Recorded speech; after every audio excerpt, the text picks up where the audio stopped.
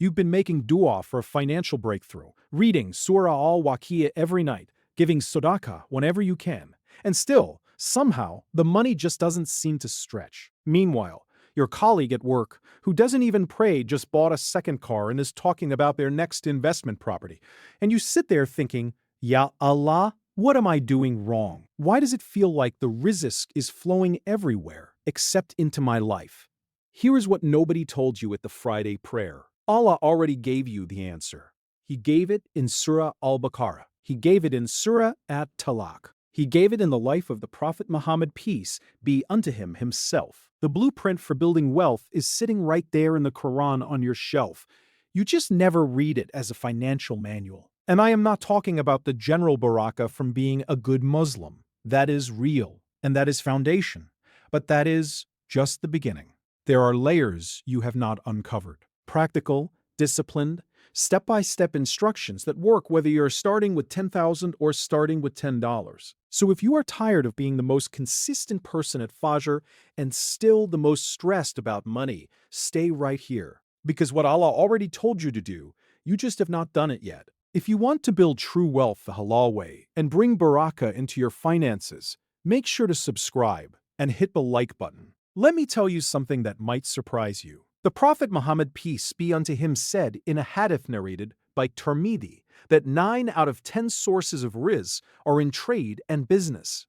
9 out of 10. He did not say 9 out of 10 sources of rizq are in sitting and making dua all day. He did not say 9 out of 10 are in waiting for a miracle. He said trade and business. And yet, most of us have been taught that if we just worship harder, the money will fall from the sky. Now, do not get me wrong, worship is the foundation, but it is not the entire structure. The Sahaba were the most devoted people who ever lived, and they were also the most economically active. Umar ibn al-Khattab, radiallahu anhu, used to say that if he saw someone sitting in the masjid all day praying but not seeking provision, he would almost think Shaitan had tricked that person. Think about that. The second caliph of Islam was concerned about people who abandoned work for excessive worship. So where did we get the idea that struggling financially is a sign of piety? That is not from Islam. That is a cultural myth that has kept generations of Muslims broke. Here is what happens. You get your degree, you get a job, you get a salary, and then life starts. Your family expects you to marry, and the wedding has to be big enough to impress everyone. So you take a loan from a conventional bank, because that is what everyone does. You buy a house with a mortgage because renting feels like throwing money away. You get a car on finance because the public transport is too difficult, and little by little, you become a slave to payments. The Prophet, peace be unto him, warned us about this. In Sahih Bukhari, he said that the heart of the son of Adam is attached to every single desire, and the most difficult of these to break free from is the desire for wealth and status.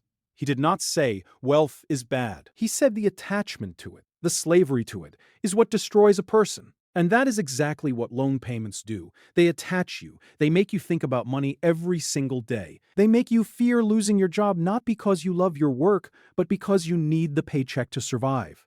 That is not living. That is surviving. And Allah did not create you just to survive. He created you to thrive, but on the right path. So what is the path? Let me walk you through what Allah already taught us, step by step, from the Quran and the Sunnah.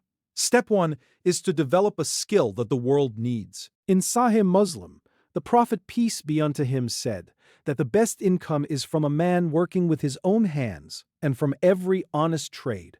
Your hands are your first asset. You do not need capital to start, you need capability. Before you get anything else, you need to be able to produce value. There is a story in the Quran about Prophet Dawud, peace be unto him. Allah says in Surah Saba verse 10 that we made iron soft for him and instructed him to make coats of armor.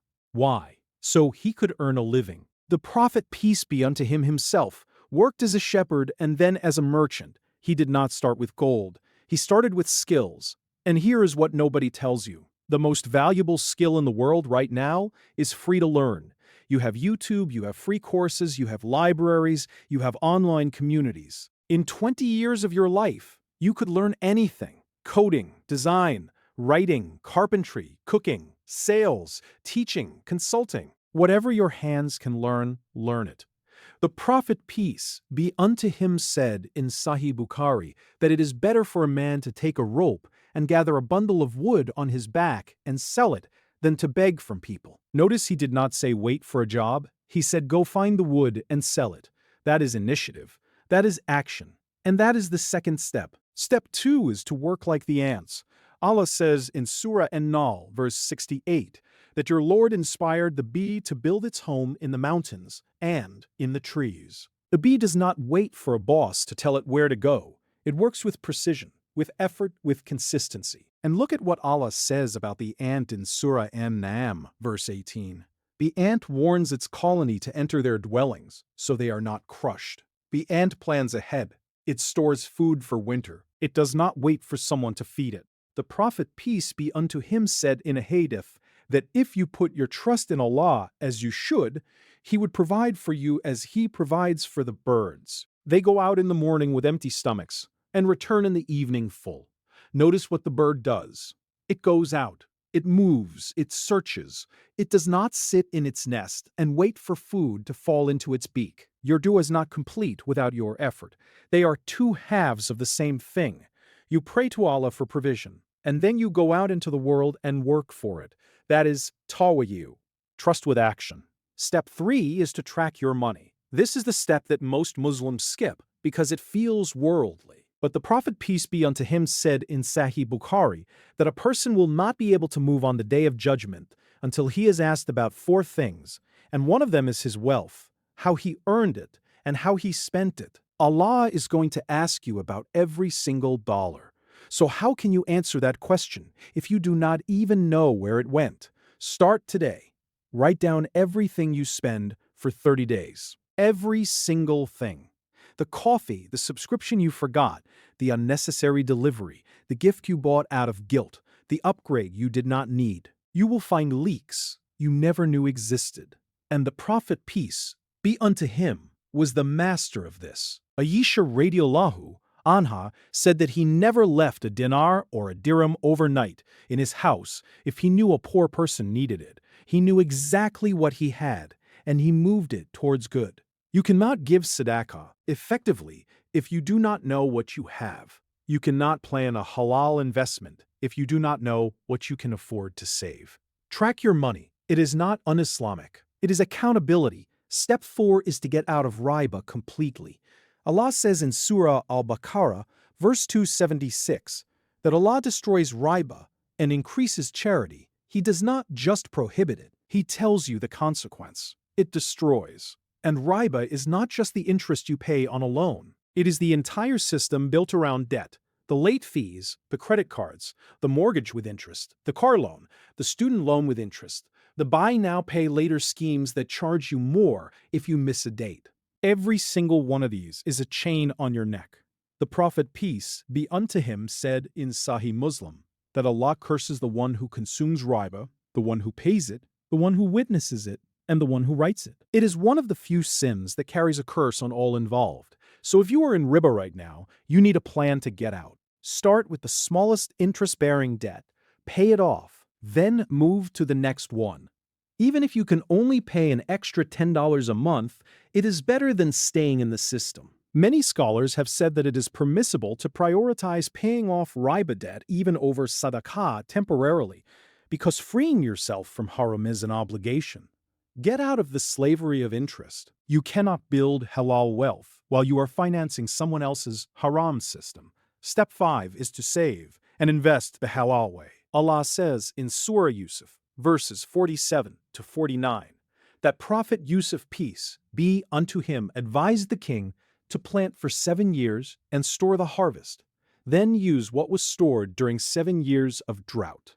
He did not say, pray that the drought never comes. He planned, he saved, he stored, and then he distributed. That is the Islamic approach to savings. You save because you do not know what tomorrow holds. The Prophet, peace be unto him, said in Sahih Bukhari that a strong believer is better and more beloved to Allah than a weak believer. And part of strength is financial strength, being able to support yourself, your family, and your community. You cannot be generous if you have nothing to give. So even if you can only save 5% of your income, save it. Put it somewhere halal, a savings account that does not involve interest, a mutual fund that is Sharia compliant, a small business you start on the side, gold, real estate if you can afford it. The money you save is the sadaqah you will give later. It is the emergency that will not break you. It is the inheritance you will leave your children.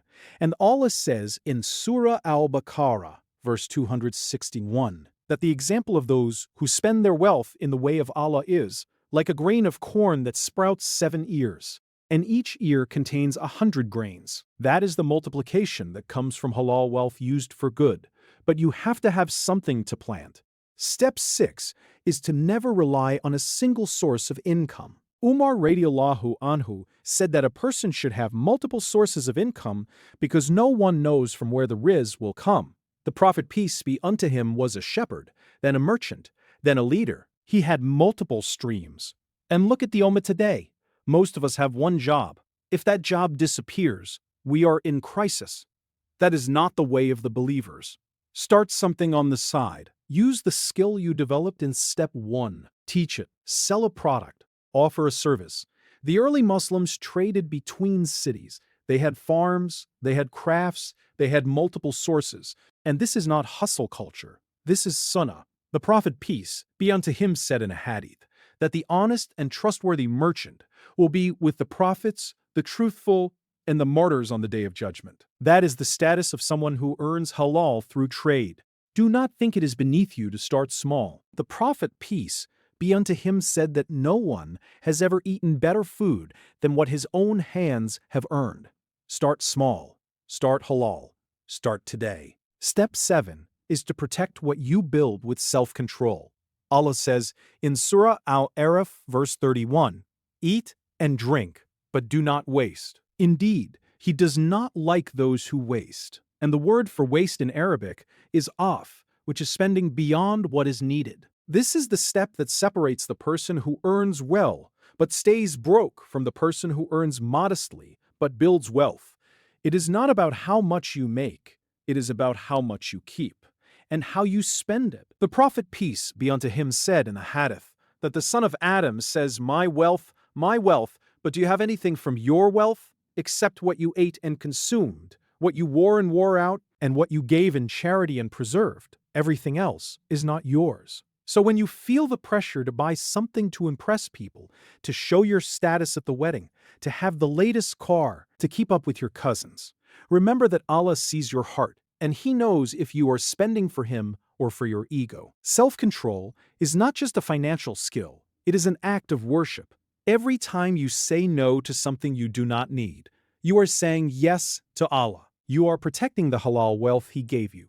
Step 8 is to surround yourself with people who remind you of your purpose. The Prophet, peace be unto him, said in Sahih Bukhari that a person is upon the religion of his close friend. So let each of you look to who he takes as a close friend. Your circle shapes your mindset. If everyone around you is obsessed with dunya, with the latest purchases, with comparing salaries, with taking loans to impress, you will absorb that energy. But if you sit with people who remind you of Allah, who talk about halal earning, who encourage you to save for Hajj, who support you in avoiding riba, your entire financial life will shift. Find a mentor, an older person in your community who has built wealth the halal way. Ask them questions. Ask them how they avoided debt. Ask them how they invested. Most successful Muslims are happy to share their experience if you approach them with respect. And if you cannot find someone local, there are resources online. Ustads and scholars who teach Islamic finance, free courses on YouTube, books written by Muslims on halal investing. The knowledge is there. You just have to seek it. Step 9 is to build with integrity. Allah says in Surah Al-Mutaffifin, verses 1-3, "Woe to those who give less than due, who when they take measure from people take it fully, but when they give measure or weight, they give less." This is a warning that is repeated throughout the Quran. Your business, your trade, your side hustle must be honest. Do not lie to customers. Do not cut corners. Do not sell something you know is defective. Do not promise what you cannot deliver. The Prophet peace be unto him said in a hadith that the truthful and trustworthy merchant will be with the prophets. But the one who cheats, who lies, who deceives, that person might make money quickly, but that money has no barakah. It will not last. It will not protect your family, and you will be asked about it on the day of judgment. Build a reputation. Let people know that you are honest, that your word is your bond, that you would rather lose a sale than lose your integrity. That is the foundation of wealth that lasts. And here's the final truth. Allah says in Surah At-Talaq, verses 2 and 3, that whoever fears Allah, He will make a way out for them and provide for them from where they do not expect. That is the ultimate guarantee. If you follow His commands, avoid His prohibitions, and work with your hands honestly, Allah will open doors you never imagined. Not because you deserve it, but because He is our Razak, the provider. The same way He provided for the birds that go out in the morning and return full, He will provide for you. But you have to go out. You cannot stay in the nest and expect the food to land in your mouth. The Prophet peace be unto him said in Sunan ibn Majah that seeking halal provision is an obligation upon every Muslim. It is not optional. It is part of your deen. So if you have been waiting for a sign, this is it. Start tonight. Pick one skill. Cut one unnecessary expense. Pay off one small debt. Save one small amount. Save one small amount. Take one step toward halal earning. The blueprint was never hidden from you. It was right there in the Book of Allah and the life of His Prophet. You just had not looked at it this way. And now you have.